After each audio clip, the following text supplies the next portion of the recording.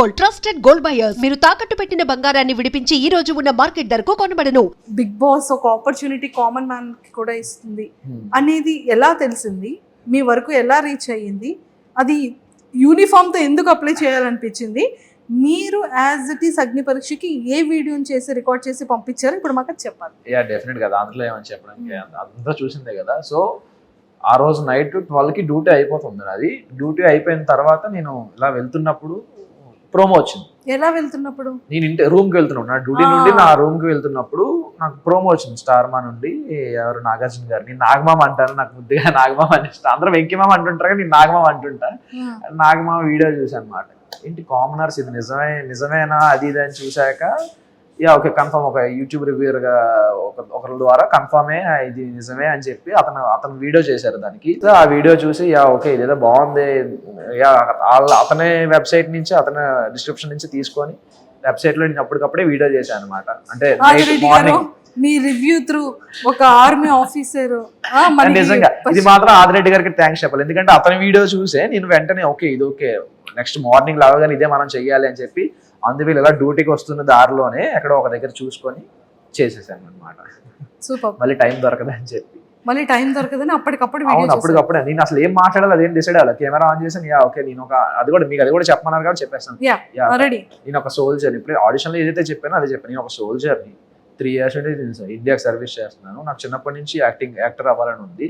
So నాకు passion అదే, profession ఇదేనా నా ప్యాషన్ అదే. I want to be act. నాకు ఇలాంటి బ్రేక్ త్రూ కోసం చాలా వెయిట్ చేస్తున్నాను. ఎక్కడైనా దొరికితే, నాకు ఎలాంటి ఛాన్స్ దొరికితే ఎక్కడైనా ట్రై చేద్దామని చేస్తున్నాను. మెయిన్ థింగ్ ఏంటంటే ఇక్కడ మనం ఫర్ సపోజ్ ఇప్పుడు మనకు ఒక ప్యాషన్ ఉంటుంది, ఆ ప్యాషన్లో మనం వెళ్ళాక సక్సెస్ అవుతామా లేదా సెకండరీ.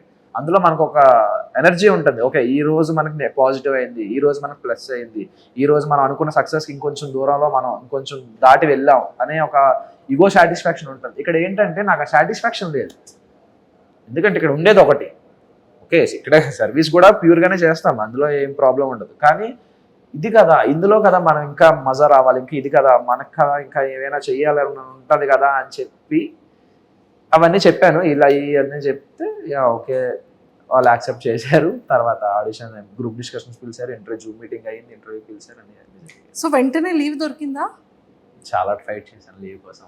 అది ఎలా ఫైట్ చేశారో మాకు తెలుసుకోవాలి. థింగ్ ఏంటంటే యా ఓకే గ్రూప్ డిస్కషన్స్ మాత్రం నేను నార్మల్గానే డైలీ లీవ్ గానే వచ్చాను. నేను నార్మల్ లీవ్ వద్దాం అని చెప్పి నేను లీవ్కి వస్తుంటే, నేను ఎప్పుడైతే Srinagar to Delhi flight land అయిన తర్వాత నేను ఢిల్లీ ఎయిర్పోర్ట్లో లేఓవర్లో కూర్చుంటే ఢిల్లీలో కాల్ వచ్చింది, ఈబీ నుంచి కాల్ వచ్చింది. ఇప్పుడేంటి కాల్ చేశారు ఇలా అని చెప్పి చూస్తే అప్పటికి అయిపోయింది నాది. అప్పటికి ఇంటర్వ్యూ అయిపోయింది, జూమ్ మీటింగ్ అయిపోయింది. జూమ్ మీటింగ్ అయిపోయిన తర్వాత అప్పుడు కాల్ చేశారు. కాల్ చేసి ఇలా ఈ డేట్న మీకు గ్రూప్ డిస్కషన్ హైదరాబాద్ రావాలి అన్నారు. ఓకే ఏదో బాగుంది, కరెక్ట్ లక్కీగా దొరికిందిరా ఛాన్స్ అని చెప్పి నేను వెంటనే గ్రూప్ డిస్కషన్ వచ్చేసాను.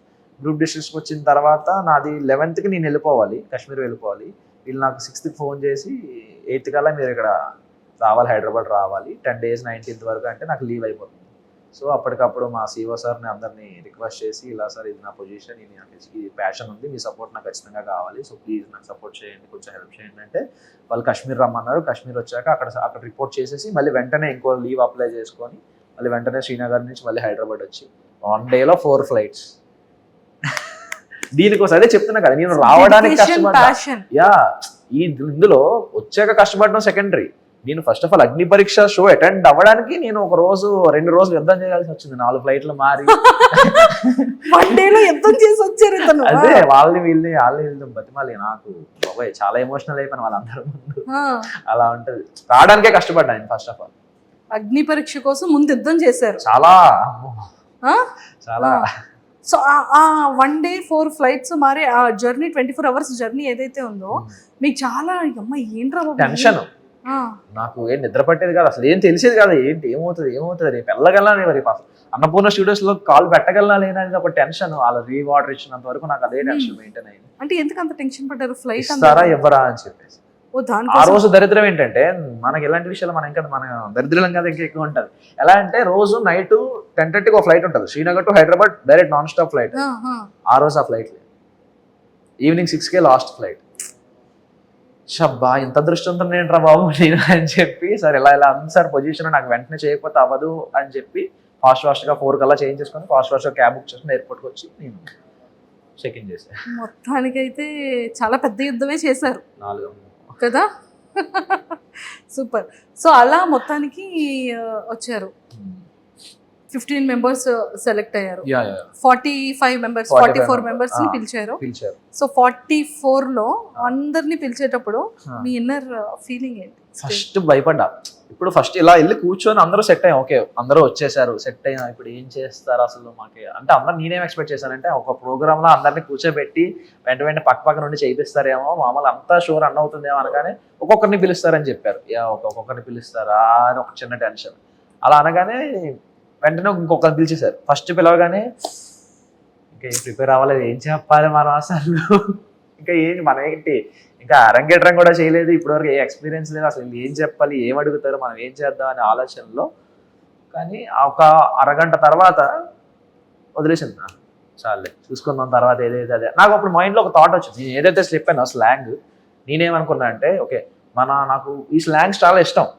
ప్రతి స్లాంగ్ సినిమాలు చూసి ఇవి చూసి మనం వేరే మీకు చెప్పాను కదా ఆల్రెడీ, కాకినాడ, విజయనగరం, శ్రీకాకుళం ఇవన్నీ తిరిగాను కాబట్టి ఇవన్నీ బాగా అలవాటు నాకు, నోట్లో నుంచి వచ్చేస్తుంది, ఆటోమేటిక్గా వచ్చేస్తుంటుంది.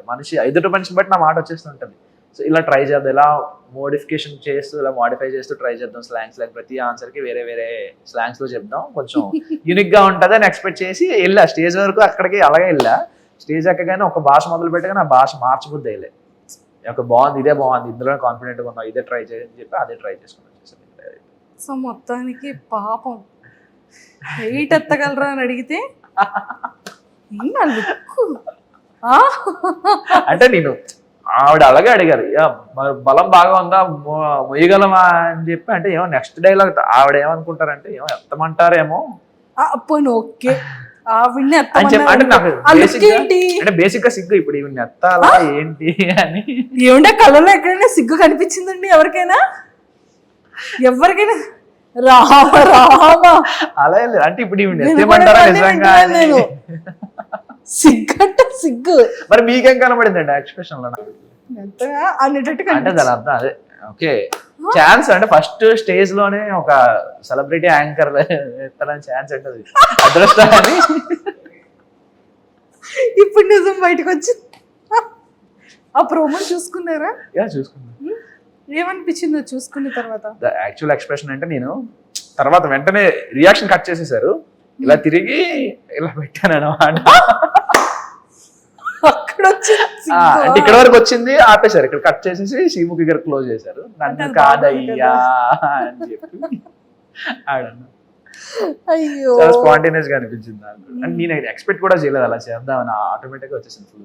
అదే అంటే మన ఇన్నర్ లో ఏముంటుందో బయట అవుట్ కూడా అదే వస్తుంది, అన్ఎక్స్పెక్టెడ్ గా కాదు అది. నేను చాలా డీసెంట్ అండి బేసికల్ గా.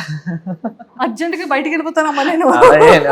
చూస్తారు కదండి ఎపిసోడ్స్ చూడండి, అగ్ని పరీక్షలో చూడండి అంత డీసెంట్ గా ఉంటారు. అగ్ని పరీక్షలోనా?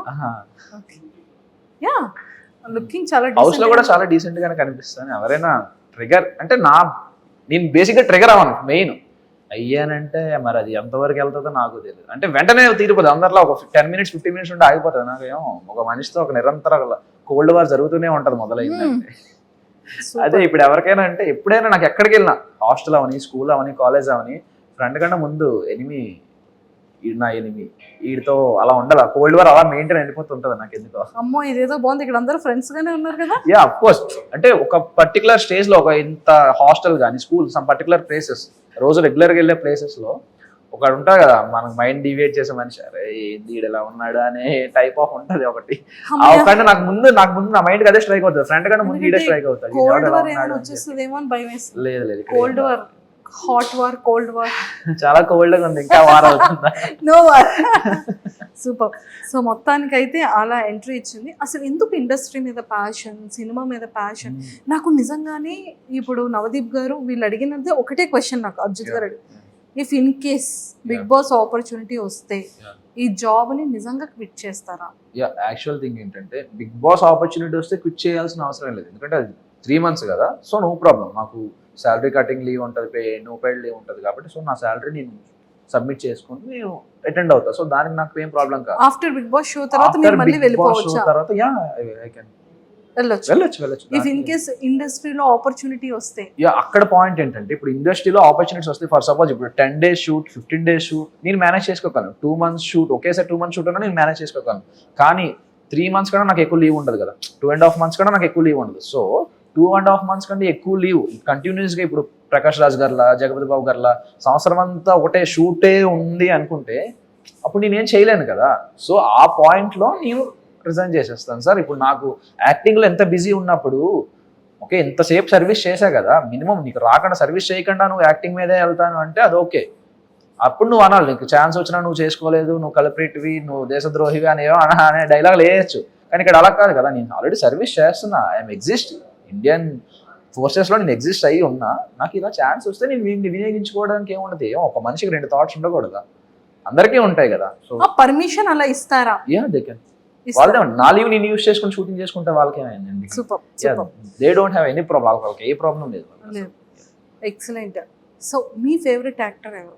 నా ఫేవరెట్ యాక్టరా అందరూ, ఒక్కరిదని ఏమీ ఉండదు. ఇతను హీరో అవ్వక ముందే హీరోలా మాట్లాడుతున్నాడే. అందరు ఇలా ఏమి ఉండదండి, మాకు అలా లేదు, ఆప్షన్స్ లేవు ఇక్కడ. ఒక్కరినే చెప్పాలా? చాలా కష్టం. ఇప్పుడు ఒక్కరినే చెప్పాలంటే ఇప్పుడు ఏ బేసిస్ లో చెప్పాలి? Acting పరంగానా, dance? యాక్టింగ్ పరంగా అంటే సింగిల్ టేక్ ఆర్టిస్ట్ గారు అయితే ఎన్టీఆర్ గారు, ఆఫ్ కోర్స్ ఎన్టీఆర్ గారు అంటే ఇష్టం. యాజ్ పర్సనాలిటీ విషయానికి వస్తే పవన్ కళ్యాణ్ గారు ఖచ్చితంగా.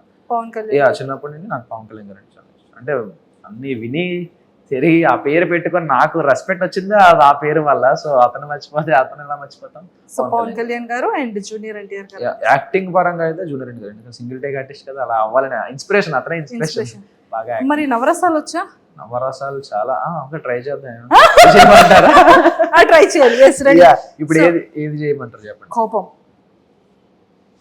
డైలాగ్, ఇది డైలాగ్ చెప్పాలా? మరి కోపం ఇలా చూస్తే అయిపోతుందా? ఎక్స్ప్రెషన్ ఎక్కువ మెయిన్ ఇంపాక్ట్ వస్తుంది కదా డైలాగ్ కంటే. డైలాగ్ కావాలా? ఎక్స్ప్రెషన్ ది ఇంపాక్ట్ వస్తుంది. ఓకే.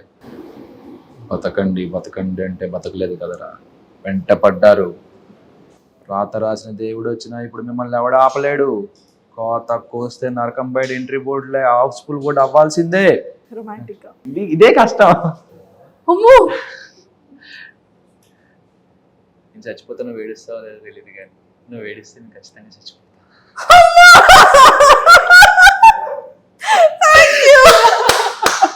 సూపర్, ఖచ్చితంగా ఇది వైరల్. సుధీర్ గారు మీ డైలాగ్ ఇక్కడ వాడేసాడు పవన్ కళ్యాణ్. అదే నాకు వెంటనే రొమాంటిక్ డైలాగ్ అనగానే ఇదే డైలాగ్ గుర్తొచ్చింది, సుధీర్ అంటే. నేను అసలు ఎక్స్పెక్ట్ చేయలేదు. ఒక్కసారి నాకు చెమటలు వచ్చేసి. మీకే కదా చెప్పమన్నారు. Yes, thank you so much. So చాలా చాలా బాగుంది. అండ్ సైకో,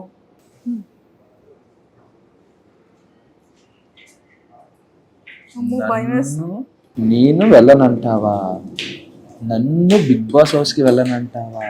నన్ను పంపించనంటావా? చెప్తా. వద్దు, బిగ్ బాస్ హౌస్ కి అర్జెంట్ గా ఓట్లేసి పంపించేయండి. పవన్ కళ్యాణ్ యాక్టర్ గానో లేకపోతే ఆర్మీ ఆఫీస్ గానో చూడాలి తప్ప సైకోగా చూడకూడదు. ప్లీజ్, ఎవరెవరైతే ఓటు వేయాలో దయచేసి అందరూ కూడా పవన్ కళ్యాణ్ని హాట్స్టార్ లో ఓపెన్ చేసి ఓటు వేసి అర్జెంటుగా డీకి 10 votes వస్తున్నాయి అనమాట. మీరందరూ ఆ ఓట్స్ వేసి అర్జెంటుగా పవన్ కళ్యాణ్ని బిగ్ బాస్ హౌస్ లోపలికి పంపించండి. So per head only 1 vote కి మాత్రమే ఎలిజిబుల్ ఉంది, అంతేనా? సైకోగా మారొద్దు పవన్ కళ్యాణ్. Yes, super. చాలా ఫన్నీగా, హాస్యం అంటే అండి మనకి అలా ఉంటదండి. చాలా చూడాలి.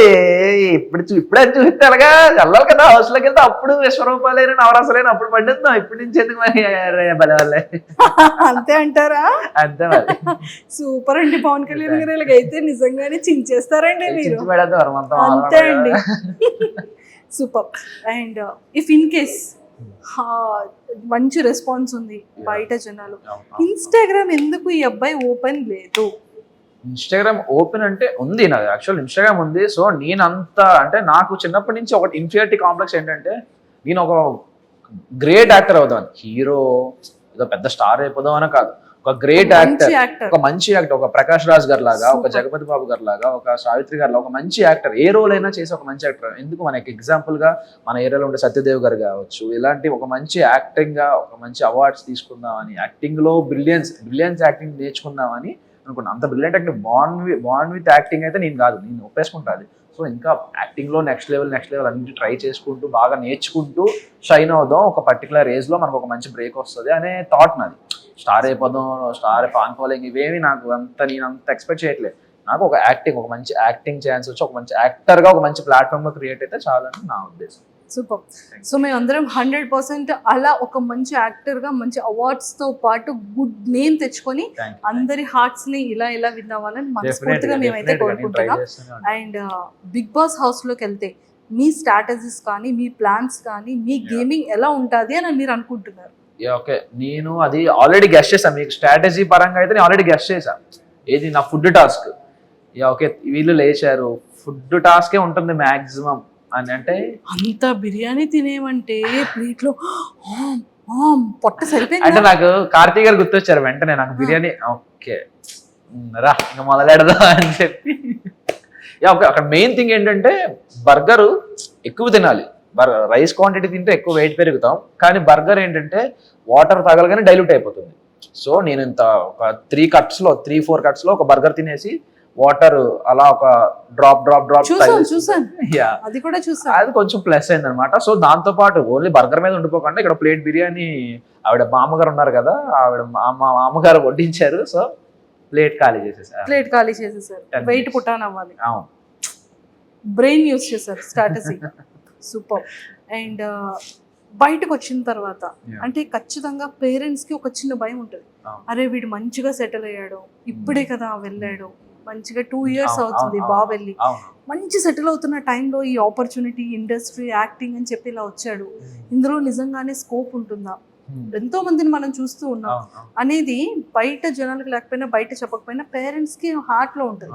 సో అలా అమ్మ గాని నాన్న గాని ఎవరైనా డిస్కస్ చేశారా మీతో? వాళ్ళ ఫీలింగ్ ఏంటంటే వాడికి ఇష్టం లేకపోయినా మా కోసం దేశానికి సేవ చేయడానికి మా గురించి వెళ్ళిపోయాడు, మా మాట కాదనలేక వెళ్ళిపోయాడు, వాడి ప్యాషన్ అన్ని పక్కన పెట్టి వెళ్ళిపోయాడు. సో వాడికి ఇప్పుడు ఛాన్స్ వచ్చింది, సో ఎంకరేజ్ చేద్దామని ఉన్నారు వాళ్ళు. ఏంటి అసలు పవన్ కళ్యాణ్ ఇన్స్టాగ్రామ్ మొత్తం ఫీమేల్ ఫాలోయింగ్ ఎక్కువ కనబడుతుంది ఏంటి? అనుకోండి మరి. నేను చూసాను ఫాలోవర్స్ అందరినీ. అయ్యా నాకు అంత లేదండి. రాజు గారు మీరు హ్యాండిల్ చేస్తున్నారు కదా, ఫాలోవర్స్ అందరూ అమ్మాయిలు ఎక్కువ ఉన్నారా అబ్బాయిలు ఎక్కువ ఉన్నారా? ఏం చెప్పారు? లేదు, నాకు ఎవరికి రాలేదు, నా వరకు అయితే ఎవరు రాలేదండి. నేను నిజంగా ఊరుకోండి, అమ్మాయిలు అందరూ ఫాలోయింగ్ ఎక్కువ అవుతుందండి. ఏంటి సంగతి? నేను చిన్నపిల్లండి మేడం, 23 కదా నాకు. ఇంకా లేదు, నన్ను బతకనివ్వండి మేడం. అమ్మ బాబాయ్, ఏదో వాళ్ళ అభిమానం సపోర్ట్ చేస్తున్నారు కదా, మనం ఎంకరేజ్ చేయాలి కదా. జస్ట్ అభిమానం. అంత బాగుంది కానీ ఏదో హోప్ పెట్టుకున్నారు. అంటే అభిమానం, మీ గేమ్ మీద చాలా హోప్ పెట్టుకున్నాం, మిమ్మల్ని ఎంకరేజ్ చేస్తున్నాం కదా, సపోర్ట్ చేస్తున్నాం కదా. గేమ్ మీద ఇతని మీద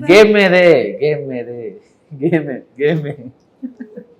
నా ఫ్యామిలీ నాకు చిన్నప్పటి నుంచి ఓకే ఫైనాన్షియల్గా చాలా వీక్. మేము చాలా డాడీ చాలా ఫేస్ చేశారు, చాలా తగిలే, ఎదురు దెబ్బలు చాలా తగిలే. నాకు ఎంత చేసినా నాకు ఎక్కడ ఏవి తక్కువ చేయకుండా నాకు బెస్ట్ ఎడ్యుకేషన్ ఇప్పించాడు.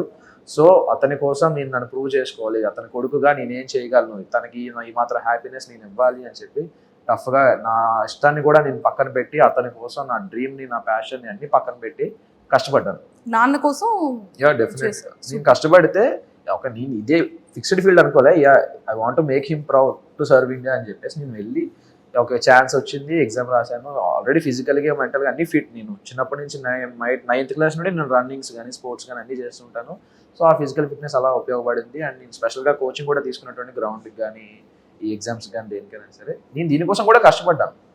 కానీ ఎంత కష్టపడినా నాకు మినిమం ఆ హార్ట్లో ఎక్కడో గిల్ట్ ఉంటుంది కదా, ఓకే నాకు నచ్చింది నేను ఇంకా చేయట్లేదు కదా, ఇది ఓకే లక్. అందరికీ ఛాన్స్ రాదు కదండి, చాలా మంది చాలా కష్టపడతారు కదా సర్వీస్లోకి వెళ్ళడానికి, ఇండియన్ ఆర్మీలోకి వెళ్ళడానికి. సో అందరికీ ఛాన్స్ రాదు. నాకు వచ్చిందని వినియోగించుకుంది, ఓకే వచ్చిందని ఎందుకు వదిలేసుకోవడం, ఈ అదృష్టాన్ని ఎందుకు వదిలేసుకోవడం. నేను వెళ్ళాను, 3 years సర్వీస్ చేద్దాం అంటే నేను యాక్చువల్గా నాకు ఎంతైతే ఉందో అంతవరకు సర్వీస్ చేద్దామని ఫిక్స్ అయ్యి వెళ్ళా. నేను మధ్యలో వచ్చేద్దామని ఏం రాలే. సో అన్ఫార్చునేట్గా వచ్చింది ఛాన్స్, ఓకే ఇది వచ్చింది, దీనికి ఎలాగైనా మనం ఉపయోగించుకోవాలి, ఇప్పుడు కాకపోతే ఇంకెప్పుడు ట్రై చేద్దాం, ఎలా అయినా కొడదాం అని చెప్పి ఇలా లీవ్ పెట్టుకొని ఇలా రావడం జరిగింది. సూపర్. ఫస్ట్ ఫ్యామిలీ బ్యాక్గ్రౌండ్ ఏంటి? నాన్నగారు ఏం చేస్తుంటారు? డాడీ ఒకటి చేయలేదండి బాబోయ్, అతను ఆల్రౌండర్. అతను అంటే అతనికి ఫస్ట్ నార్మల్గా ఓకే 10th వరకు ఓకే, 10th తర్వాత మిల్క్ బిజినెస్ పాల వ్యాపారం పెట్టుకునేవారు. సమ్ ఇక్కడ మాక్సిమం మన ఏరియాస్ అన్ని మన వైజాగ్ విజయనగరం ఏరియాస్ అన్ని ఫార్మాసిటికల్ కంపెనీస్ కాబట్టి ప్రతి కంపెనీకి ప్రతి దానికి పాలు పెరుగు అన్ని సప్లై అనమాట. అప్పుడు చాలా బాగుంటుండే. తర్వాత కొంతమంది బ్యాక్ స్టాబింగ్ చేయడం వల్ల డాడీకి చాలా మంది వెన్నుపోటు పొడిచి అప్పుడు చిన్నప్పుడు డాడీ కూడా చిన్నప్పుడే పెళ్లి అయిపోయింది అనమాట. సో వాళ్ళకి అందరిని నమ్మేసేవారు ఈజీగా, ఎవరు ఏం చెప్తే అది నమ్మేసి వాళ్ళకి వీళ్ళకి డబ్బులు ఇచ్చేసి సో మొత్తం చాలా జీరోకి వచ్చేసాం, బాగా డౌన్ అయిపోయింది మొత్తం ఫ్యామిలీ పొజిషన్. చాలా మంది డౌన్ అయిపోతే అప్పుడు మా తాతయ్య, మా నాన్నమ్మ, మా చిన్న తాతయ్య, మా చిన్నాన్నమ్మ వీళ్ళందరూ సపోర్ట్ ఇచ్చి మా ఫ్యామిలీ మొత్తం అందరూ సపోర్ట్ ఇచ్చారు. ఇలా కాదు ఇది అని చెప్పి అంత డౌన్ దిగిపోయిన తర్వాత కూడా ఈ బౌన్స్ బ్యాక్ అనమాట. తర్వాత ఓన్లీ నా మీద ఆశలు పెట్టుకొని మొత్తం ఫ్యామిలీ మొత్తం నా గురించి డాడీ చాలా కష్టపడి చాలా చేసిన తర్వాత ఈ ఫీల్డ్ తర్వాత ఆటో వచ్చారు. ఆటో తర్వాత వ్యాన్ నడిపేవారు, తర్వాత క్యాబ్ చేసేవారు. ఇప్పుడు క్యాబ్ మొత్తం నాకు జాబ్ వచ్చిన తర్వాత క్యాబ్ కూడా అమ్మేసి ఇప్పుడు ఒక 2 షాప్స్ పెట్టుకున్నారు ఊర్లో. 2 షాప్స్ పెట్టుకొని కొంచెం పీస్ఫుల్గా ఉన్నారు. Mummy house wife, home maker. Brother and sisters?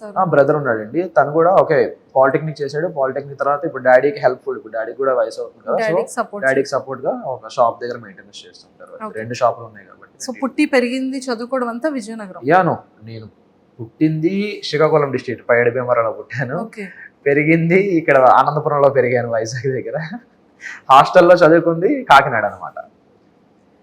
అమ్మయ్య, ఇంకేమైనా లిస్ట్ చెప్తారేమో. తర్వాత ఇంటర్ డిగ్రీ నా విజయనగరం, తర్వాత మళ్ళీ కోచింగ్ కాకినాడ, మళ్ళీ ట్రైనింగ్ బీహార్, పోస్టింగ్ కాశ్మీర్.